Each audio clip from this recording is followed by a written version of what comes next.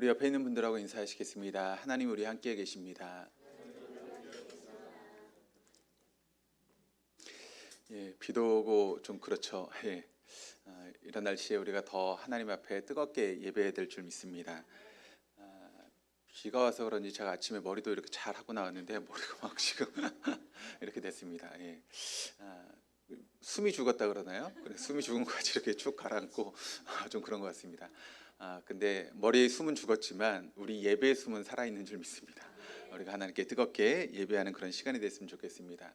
뒤에 습도를 봤더니 한 지금 77% 정도 습도라고요. 지금 여기가 보니까 이 정도 날씨에 한 습도가 한 40에서 50 정도 돼야 되는데, 그러니까 이렇게 습도가 별로 이렇게 높다 보니까 좀 마음이 무거워지는 것 같습니다.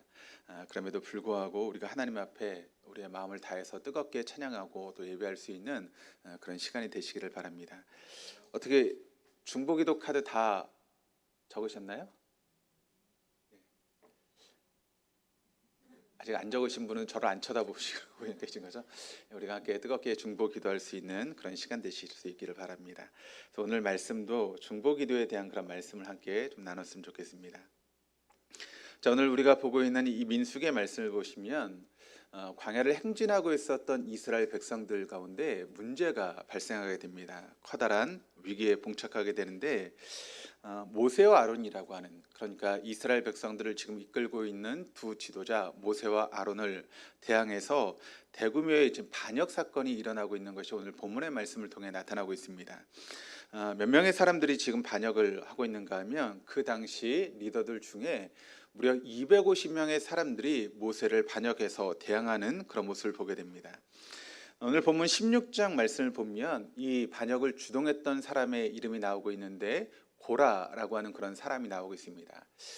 우리가 이제 나중에 시편에 가서 보면 이제 고라 자손의 시라고 하는 그런 시가 나오고 있죠. 그러니까 이 고라라고 하는 사람이 이제 후손이 나중에 하나님께 은혜를 받고 이제 시편에 그런 찬양시를 이제 지었던 것을 보게 되는데, 근데 그 고라 자손의 이제 리더가 될 수 있는 또 그런 조상이 될 수 있는 고라라고 하는 사람이 오늘 본문의 말씀을 통해 나오는데, 이 사람은 레위 자손의 이제 후손입니다. 그럼에도 불구하고 그 마음 가운데 어떤 마음이 들었는가 하면, 왜 우리 가운데 모세와 아론만 지도자가 될 수 있는가? 왜 우리는 그 자리에 있을 수 없는가라고 하는 그런 마음이 이 고라라고 하는 사람 속에 이제 생기기 시작한 것이죠. 그러면서 이 고라를 비롯해서 무려 250명의 사람들이 그 마음 가운데 반역의 영이 들어가서 모세와 아론을 대적하고 있는 그런 모습을 오늘 말씀이 우리에게 증거하고 있습니다.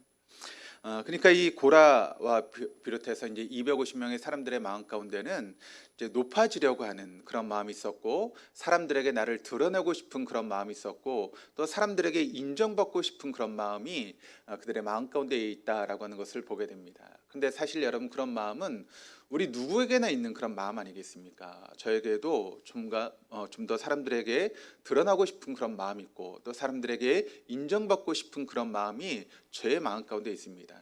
그런 것처럼 아마 우리 모두의 마음 가운데도 그런 마음이 있을 것입니다. 근데 그것을 우리가 기도로 다스리고 또 하나님의 뜻을 따라서 순종하는 그런 모습이 될 때 그런 마음을 우리가 제어할 수 있지만, 그렇지 못하면 이런 마음이 이제 겉으로 드러나게 되는 것이죠. 그런데 그런 마음이 지금 고라와 250명의 사람들 가운데 생기게 되었던 것입니다. 그러니까 내가 더 높아지고 싶다, 또 아론과 모세보다 더 권력에 대한 그런 욕구가 생기게 된 것이죠. 왜 너희들만 높은 사람이냐? 왜 우리는 높아질 수 없느냐? 그러면 스스로를 높이려고 하는 그런 마음이 이 고라와 250명의 리더들 가운데 생기게 되었다는 것입니다.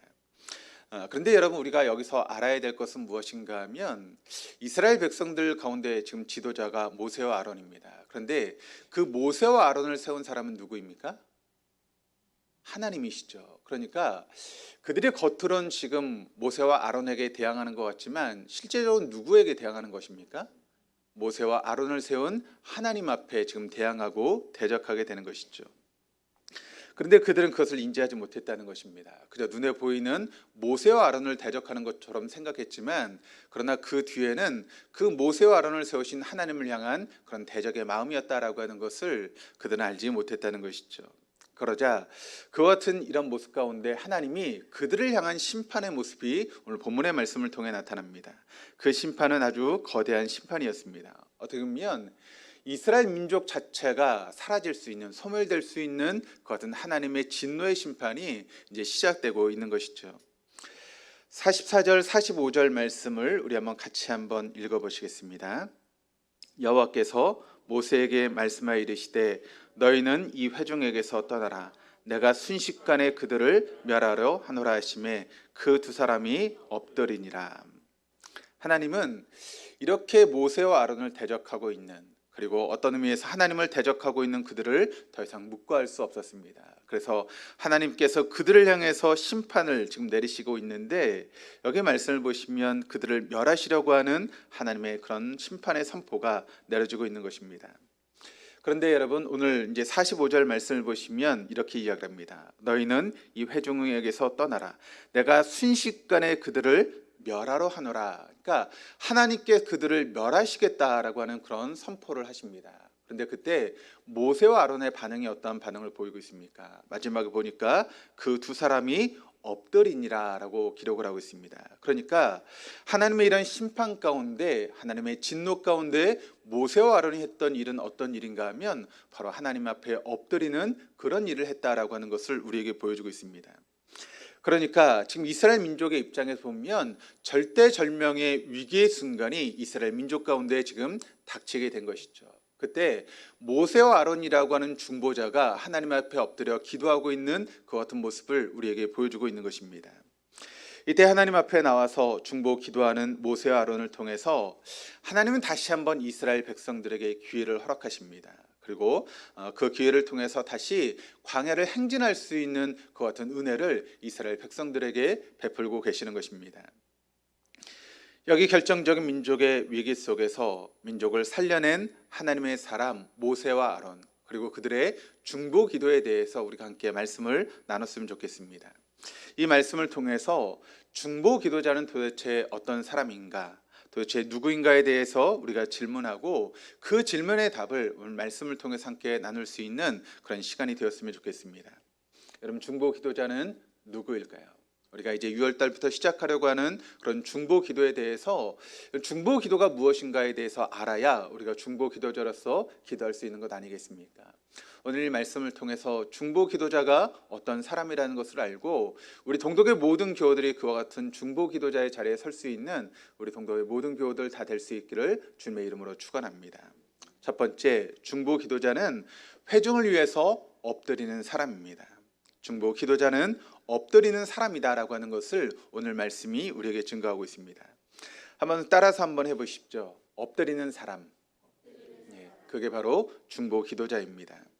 회중을 바라보며 엎드리는 사람, 그리고 역사적인 위기 앞에서 엎드렸던 두 사람 모세와 아론을 오늘 말씀이 우리에게 증거하고 있는데, 아까 보았던 45절 마지막에 두 사람이 엎드리니라 라고 기록을 하고 있습니다. 그런데 사실 이 모세와 아론이 처음 엎드린 것은 아닙니다.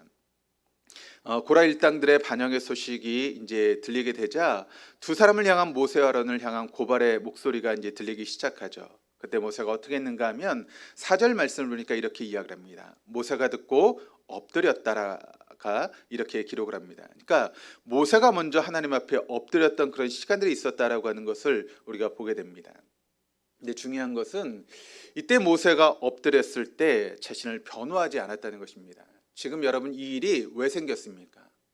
모세를 향한 반역의 일들 아니겠습니까? 그러니까 그들이 반역을 일으켰다라고 하는 것은 어떤 이유를 걸고 이런 반역을 하지 않았겠습니까? 모세와 아론이 다 잘하고 있는데 여러분, 그들이 반역을 했겠습니까? 아니죠. 그들이 반역을 했을 때는 나름대로 모세의 그런 부족한 점들, 연약한 점들을 아마 이야기했을 것입니다. 모세는 이런 점에서 우리에게 어려움을 주었습니다. 모세는 이렇게 부족한 사람입니다라고 그들이 여러분 이야기하지 않았겠습니까? 그러면 그런 이야기를 들으면 보통 사람들은 어떻게 할까요? 자신의 부족함에 대해서, 또 자신을 공격하는 그 부분에 대해서 방어하려고 하는 것이 여러분 보통 사람들의 마음 아니겠습니까? 누가 저에 대해서 문 목사는 뭐 이런 점이 좀 부족해 라고 하면 제가 어떻게 반응할까요? 저는 그래서 이렇게 해서 이럴 수밖에 없습니다라고 아마 저를 방어할 것입니다. 그런데 이런 상황 가운데 지금 모세는 자신을 변호하지 않았다는 것입니다. 그리고 그럼 내가 공격을 받으면 가장 좋은 수비는 뭐죠? 가장 좋은 수비, 상대를 공격하는 게 가장 좋은 수비입니다. 내가 의로워지려면 여러분 어떻게 해야 될까요? 상대를 공격해서 상대가 부족하다는 것을 드러내면 내가 의로워질 수 있습니다. 그렇기 때문에 우리가 보통 공격을 받으면 어떻게 합니까? 상대를 공격하게 되어 있습니다. 누군가가 나에 대해서 이야기를 하면 우리는 그 이야기를 들으면 어떻게 하는가 하면 그 이야기를 한 사람에 대해서 여러분 다시 공격하는 경우들이 일반 아니겠습니까? 그런데 우리가 오늘 본문의 말씀을 통해서 보게 되는 모세는 결코 그렇지 않았다는 것입니다. 자신을 변호하기 위해서 말하지도 않았고 또 상대를 공격하려고 그렇게 하지도 않았다는 것입니다. 그런 상황 가운데 모세가 했던 행동은 바로 엎드렸다라고 하는 것을 우리에게 보여주고 있는 것이죠. 이 엎드림은 하나님 앞에서의 거룩한 엎드림입니다. 자신의 리더십을 반성하는 그런 엎드림이었다라고 하는 것을 우리가 보아야 됩니다. 그는 하나님의 사람으로서 하나님의 일을 감당하며 살았지만 왜 그에게 여러분 부족함이 없겠습니까? 왜 그에게 연약함이 없겠습니까? 그런데 그런 공격이 들어왔을 때 모세는 자신을 변호한 것이 아니라 자신의 부족함을 하나님 앞에 고백하며 엎드리는 시간을 가졌다라고 하는 것을 여러분 잊지 마시기를 바랍니다. 이것이 바로 우리에게 필요한 부분 아니겠습니까? 이것이 바로 우리가 하나님 앞에 구해야 되는 지혜가 아니겠습니까? 이런 지혜가 저와 여러분에게 있기를 주님의 이름으로 축원합니다. 사람들이 나에 대해서 이야기를 할 때, 때로는 나를 공격하며 나에게 어려움을 줄 때 그분에 대해서 나를 방어하려고 하는 것보다는 우리 하나님 앞에 엎드려서 나의 부족함을 고백하고 하나님의 도움을 구할 수 있는 사람, 그 사람이 바로 중보기도의 사람이라는 것이죠. 45절에 엎드림이라고 하는 단어가 사용됐을 때 그 엎드림은 어떤 엎드림이겠습니까? 바로 하나님의 긍휼을, 하나님의 자비를 구하기 위한 엎드림이었다라고 하는 것을 우리가 보게 됩니다. 하나님의 은혜를, 하늘의 은혜를 구하기 위한 그런 엎드림의 시간이었다라고 하는 것을 우리가 알 수 있게 되는 것이죠. 그렇습니다. 중보 기도자는 엎드리는 사람입니다. 하나님 앞에 모든 문제를 내어놓고 엎드리는 것입니다.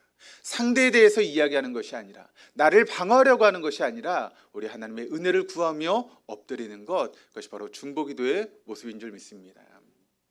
왜 교회에 여러분 어려움이 없겠습니까?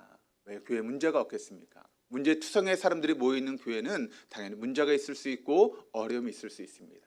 그때 우리가 그 문제에 대해서 시비를 가리려고 하는 것이 아니라 하나님 앞에 엎드릴 수 있는 그런 사람이 되어질 때 오히려 그 위기가 기회가 되어지는, 오히려 그 고난이 축복이 되어지는 놀라운 역사가 우리 공동체에 있게 될 줄 믿습니다. 사실 여러분, 우리가 시시비비를 가리려고 하는 그런 마음들이 다 우리의 마음 가운데 있습니다. 그런데 그런 인간적인 방편으로 이런 문제가 해결되는 경우는 거의 없습니다. 성경의 말씀을 봐도 시시비비를 가려서 여러 문제가 해결되는 경우들을 우리는 볼 수 없는 것이죠. 누가 옳은가, 누가 그른가를 따지기 위한 설전으로 공동체가 유익을 얻는 경우는 없다라고 하는 것을 여러분 잊지 마시기를 바랍니다. 내가 잘했다, 네가 잘못했다, 네가 잘했다, 내가 잘못했다라고 하는 그 같은 시시비를 가리는 그런 일들은 오히려 교회에 더 어려움을 끼칠 수 있다라고 하는 것을 여러분 잊지 마시기를 바랍니다.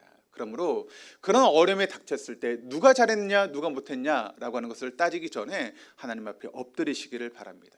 그 문제를 놓고 우리가 하나님 앞에 엎드려 하나님의 은혜를 구할 때 하나님의 은혜 가운데 그 문제가 자동적으로 해결될 줄 믿습니다.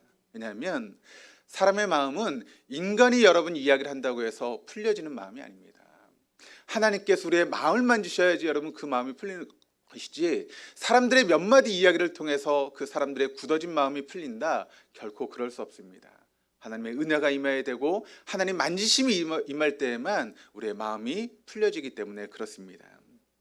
그래서 리스 하월스라고 하는 사람은 유명한 이런 말을 남겼는데 한번 잘 들어보시기를 바랍니다. 그리스도의 몸이 상처를 입는다는 것은 언제나 가슴 아픈 일이다. 그러나 그 상처를 통하여 우린 낮아져 그분의 발 앞에 엎드리게 된다. 그리스도의 몸이 상처를 입었다라고 하는 것은 그리스도의 몸된 교회가 상처를 입었다는 것입니다. 그것은 언제나 가슴 아픈 일이죠. 교회에서 누군가가 상처를 입고 어려움을 당했다라고 하는 것은 교회 입장에서는 가슴 아픈 일이고 또 하나님께도 가슴 아픈 일입니다. 그런데 오히려 그 상처를 통해서 우리는 더 하나님 앞에 겸손해질 수 있다는 것입니다. 그 상처 앞에서 우리는 하나님 앞에 겸손하게 엎드릴 수 있다는 것입니다. 그와 같은 일들을 통해서 우리가 하나님 앞에 엎드릴 수만 있다면 우리가 그것은 전화위복의 기회가 되어줄 줄 믿습니다. 우리 공동체 안에 이런 중보 기도자들이 더 많이 일어날 수 있기를 주님의 이름으로 축원합니다. 우리 교회가 지금 중보 기도의 체계를 마련하고 중보 기도를 시작하려고 합니다. 교회를 바라볼 때, 또 성도 한 사람 한 사람을 바라볼 때 지금이야말로 교회가 중보하며 기도해야 되는 그런 시기가 아닌가라고 생각을 합니다. 이럴 때 우리가 정말 하나님 앞에 바짝 엎드려 기도해야 될 그런 때가 아닌가 생각을 합니다. 나의 부족함과 연약함을 내려놓고 하나님 앞에 바짝 엎드려 기도하는 중보 기도자가 많아지게 될 때, 이 어려운 시대 가운데 하나님께서 우리 공동체를 귀하게 사용하실 줄 믿습니다. 그렇습니다. 우리가 엎드리면 새 일이 시작될 것입니다. 우리가 엎드리면 하늘의 문이 열릴 것입니다. 우리가 엎드리면 주의 은혜가 우리에게 부어줄 줄 믿습니다. 그런 엎드리는 사람이 많아질 수 있기를 주님의 이름으로 축원합니다.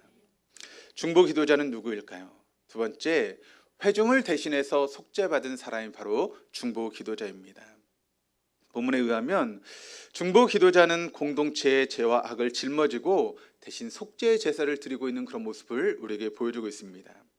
우리가 하나님 앞에 죄와 악을 범했을 때 해답은 언제나 두 가지입니다. 심판을 받거나 용서를 받거나 둘 중에 하나입니다.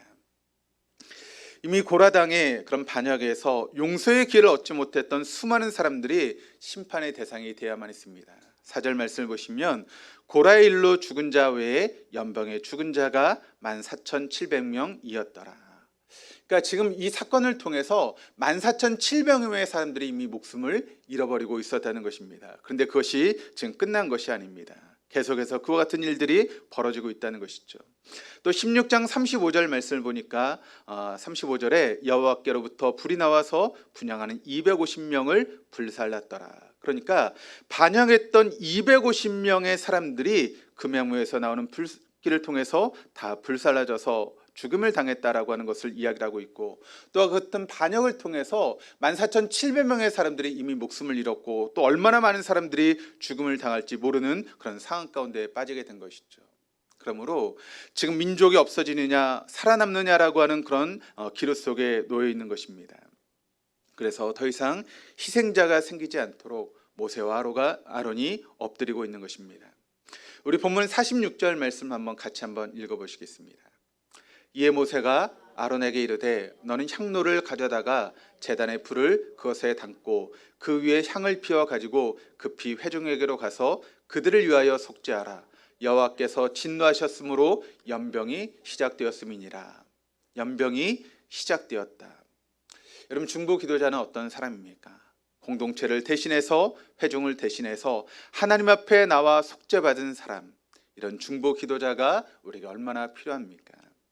사랑하는 여러분, 우리 가운데 이런 중보 기도자가 많이 일어날 수 있기를 주님의 이름으로 축원합니다. 누군가를 죄를 대신해서 그 죄를 짊어지고 나와서 하나님 앞에 그 죄를 고백하며 속죄받는 이와 같은 은혜, 그 같은 은혜가 우리 공동체 안에 있었으면 좋겠습니다. 세 번째 중보 기도자는 누구입니까? 본문이 가르치는 중보 기도자의 이미지는 죽은 자와 산 자 사이에 서는 사람, 그 사람이 중보 기도자라고 이야기를 하고 있습니다. 속죄일이 되면 대제사장이 금양로를 가지고 지성소로 들어갑니다. 그래서 연병으로 죽어야 될 사람들을 대신해서 속죄하고 대신 하나님 앞에서 구원을 호소하기 위해서 지금 아론이 지성소로 들어가고 있습니다. 그런데 그의 중보 기도가 시작되자마자 놀라운 일이 발생하게 되는데, 그가 중보 기도하자마자 48절이 이렇게 증가합니다. 우리 48절 같이 한번 읽겠습니다. 죽은 자와 산 자에 섰을 때 연병이 그치니라. 자, 아론이 그 하나님 앞에 속죄하기 위해서 그 모든 것을 짊어지고 지성소에 들어가서 중보하며 기도했을 때 바로 그때 연병이 그치게 되었다라고 이야기를 하고 있습니다. 이 말을 뒤집어 보면, 만약 아론이 여러분 속죄하기 위해서 들어가지 않았다면 어떻게 됐을까요? 그 연병을 통해서 더 많은 사람이 죽게 되었을 것입니다. 그런데 이 아론이 모든 것을 짊어지고 지성소에 들어가서 중보하며 하나님 앞에 기도했을 때 그 하나님의 진노가 멈췄다는 것이고 하나님의 심판이 멈추게 되었고 그 연병이 그치게 되었다라고 이야기를 하고 있습니다. 이런 아론의 모습은 얼마나 놀라우신 예수님의 모습을 우리에게 보여주고 있습니까? 예수님이야말로 완벽한 의미의 대상 아니시겠습니까? 그가 십자가에 한 번 달려 영원한 속죄의 제사를 드리시고 그를 믿는 모든 사람들이 하나님의 구원을 얻는 놀라운 은혜가 있었던 것 아니겠습니까? 우리에게 중보자 되신 그 예수님을 통해서 놀라운 구원의 은총이 저와 여러분의 삶 가운데 임하게 된 줄 믿습니다. 그런데 오늘 본문에도 아론이 바로 그와 같은 역할을 감당하며 사람들을 위해서 중보 기도했을 때 하나님의 진노와 심판이 멈추게 되었다라고 하는 것을 우리에게 증거하고 있는 것이죠. 그렇습니다. 중보자는 죽은 자와 산 자 사이에 서는 사람, 이런 중보 기도자가 얼마나 우리에게 필요합니까? 오늘의 중보 기도자들은 우리가 주님을 신뢰하지 못하고 죽은 수많은 사람들을 바라보며 그들의 사역이 계속되기 위해서, 그리고 산자들을 구원하기 위해서 중보 기도자 그 자리에 서서 기도하는 그런 모습들이 우리에게 필요한 줄 믿습니다. 그렇습니다. 우리 교회가 여러분 기도할 일들이 얼마나 많이 있습니까? 나라적으로 보면 또 기도할 일이 얼마나 많이 있습니까? 우리 교회에 어려움을 당하고 있는 사람들을 위해서 우리가 중보하며 기도할 때 하나님께서 우리 기도를 들으시고 역사하실 줄 믿습니다. 말씀을 준비하면서 복음성가 하나가 제 머리를 잡고 이렇게 떠올랐습니다. 여러분들 다 좋아하시는 그런 복음성가이신데 우리 함께 기도해라고 하는 그런 복음성가입니다. 가사를 보시면 우리 함께 기도해 주 앞에 나와 무릎 꿇고 긍휼 베푸시는 주, 하늘을 향해 두 손 들고 하늘 문이 열리고 은혜의 빗줄기 이 땅 가득 내리도록 마침내 주 오셔서 의의 빗줄기 우리 위에 부으시도록. 여러분, 이런 기도가 우리에게 필요하지 않습니까? 이런 호소가 우리에게 필요하지 않습니까? 사랑하는 여러분, 이때야말로 우리가 정말 엎드려 기도해야 될 그런 시기가 아니겠습니까? 우리가 정말 하나님 앞에 하늘의 문이 열릴 수 있도록, 긍휼의 빗줄기가 부어질 수 있도록, 하나님의 의의 빗줄기가 우리에게 부어질 수 있도록 기도해야 될 줄 믿습니다. 우리가 엎드려 무릎 꿇고 중보하며 기도하기 시작하면 하늘이 열릴 것입니다. 의의 빗줄기가 우리에게 부어지게 될 것입니다. 그럴 때 놀라운 하나님의 역사가 우리의 삶 가운데 시작될 줄 믿습니다. 우리 한번 같이 한번 찬양하시겠습니다.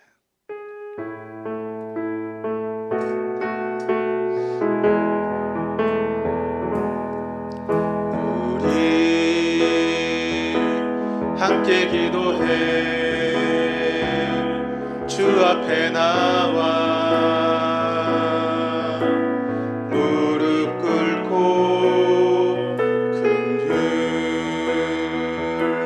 베푸시는 주 하늘을 향해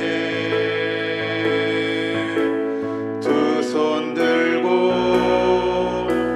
하늘 문이 열리고 은혜의 빗줄기 이 땅 가득 내리고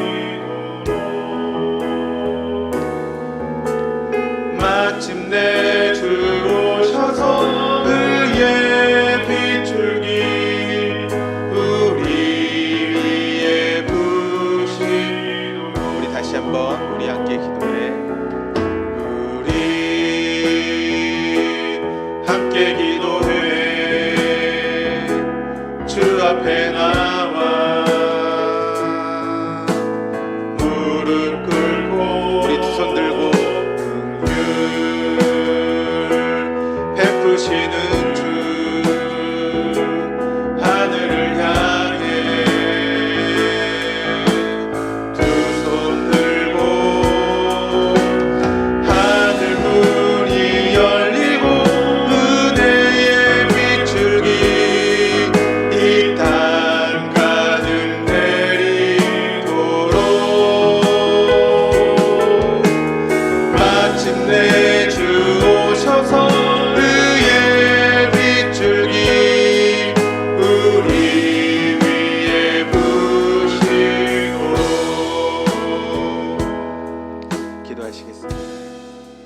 좋으신 아버지 하나님, 우리가 주변을 바라볼 때 정말 중보하며 기도해야 될 시간이라고 하는 것을 우리가 느끼게 됩니다. 나라와 민족이 또 우리 교회적으로 우리 주변의 여러 가지 사람들을 바라볼 때 그들 위해서 엎드리며 기도할 수 있는 우리 모두가 되어줄 수 있도록 인도하시고, 죄악 가운데 있는 사람들을 대신해서 속죄하며 기도할 수 있는 우리의 기도를 통해서 그들이 회복되고 살아나는 놀라운 역사가 우리 교회 안에 우리들 가운데 임할 수 있도록 인도하여 주시옵소서. 감사드리며 예수 그리스도 이름으로 기도합니다. 아멘.